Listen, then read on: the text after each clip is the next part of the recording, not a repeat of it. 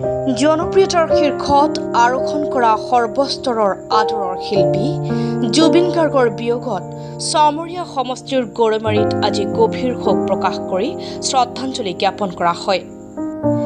গৰৈমাৰী বজাৰস্থিত পাৰ্কত আজি সন্ধিয়া গৰৈমাৰী ও পূব চমৰীয়া শাখা ছাত্ৰ সন্থা গৰৈমাৰী বজাৰ সমিতিৰ লগতে ব্যৱসায়ী সন্থাৰ উদ্যোগত কণ্ঠশিল্পী তথা যুৱ প্ৰজন্মৰ হাৰ্টথ্ৰব জুবিন গাৰ্গক ৰাজহুৱাভাৱে শ্ৰদ্ধাঞ্জলি জনোৱা হয়।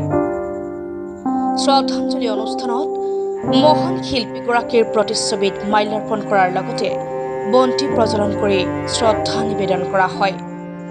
অনুষ্ঠানত অনুৰাগীসকলে মায়াবিনী ৰাতিৰ বুকুত শীৰ্ষক গীত পৰিৱেশন কৰি আৱেগিক হৈ পৰে। জুবিন গাৰ্গ আমাৰ মাজৰ পৰা নোহোৱা হৈ গ'ল যোৱাকালি 19 ছেপ্টেম্বৰ। আমি আঘাত পাইছোঁ, দুখ পাইছোঁ। আমি এজন শিল্পীক হেৰুৱালোঁ। যিসকল শিল্পীয়ে নেকি সমাজ গঢ়াৰ ক্ষেত্ৰত আগবাঢ়ে, তেওঁলোকে আগবাঢ়ে। আমাৰ অসমৰ হিয়াৰ আমুঠু, কেৱল অসমৰ নহয়, ভাৰতবৰ্ষৰ হিয়াৰ আমুঠু। গতিকে সেইজন ব্যক্তিৰ প্ৰতি আমি অশ্ৰঞ্জলি লগতে শ্ৰদ্ধাঞ্জলি জ্ঞাপন কৰিছে। আজি গৰৈমাৰী অঞ্চলৰ বিভিন্ন দল সংগঠন গোটেইখিনি ব্যক্তিয়ে লগ লাগি আনুষ্ঠানিকভাৱে আমি শ্ৰদ্ধাঞ্জলি জ্ঞাপন কৰিছোঁ। আমি আশা কৰিছোঁ যে জুবিন গাৰ্গে যিখিনি সৃষ্টি কৰি গ'ল, সেই সৃষ্টিক আমি সাৰগত কৰি আমি আমাৰ অসমীয়া সমাজখন গঢ়াৰ ক্ষেত্ৰত, মানৱতা গঢ়াৰ ক্ষেত্ৰত, সমাজ গঢ়াৰ ক্ষেত্ৰত যাতে আমি আগবাঢ়ি যাব পাৰোঁ, চিৰজীৱন যাতে তেওঁক আমি মনত ৰাখিব পাৰোঁ, তাৰ কাৰণে কামনা কৰিছোঁ। আৰু সেইকাৰণে এই শ্ৰদ্ধাঞ্জলি অনুষ্ঠানটো ইয়াত কৰা হয়। ইপিনে গৰৈমাৰীত অগপৰ চমৰীয়া বিধানসভা সমষ্টি কমিটিয়ে হাৰ্টথ্ৰব জুবিন গাৰ্গৰ আকস্মিক মৃত্যুত শোক প্ৰকাশ কৰিছে।